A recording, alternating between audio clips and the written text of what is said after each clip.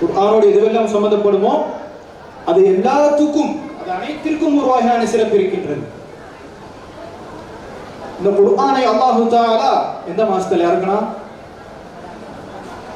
ரமதான் மாதத்தில் இறக்கினார்.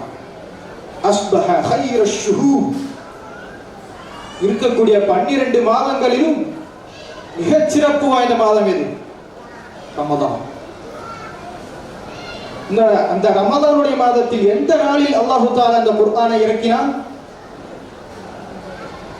லைலத்துல் கத்ர். லைலத்துல் கத்ர் இரவிலே அல்லாஹ் தஆலா இந்த குர்ஆனை இறக்கினான். இந்த உலகத்தில் இருக்கக்கூடிய அனைத்து இரவுகளை விட மிகச் சிறந்த இரவு லைலத்துல் கத்ர். இந்த குர்ஆனை யாரின் மூலமாக அல்லாஹ் தஆலா இறக்கினான்?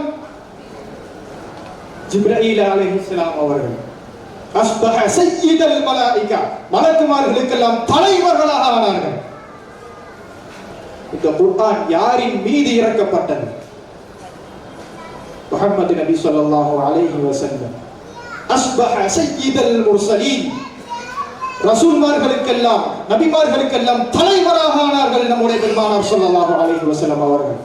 ஆக குர்ஆனோடு எதுவெல்லாம் சம்பந்தப்படுமோ அது அனைத்திற்கும் ஒரு வகையான சிறப்பு இருக்கின்றது. அப்ப டெய்லி நம்மளும் குர்ஆன் ஓதுனா சிந்தித்து பாருங்கள், அல்லாஹ்வுடைய பார்வையில் மிகச் சிறந்தவர்கள்.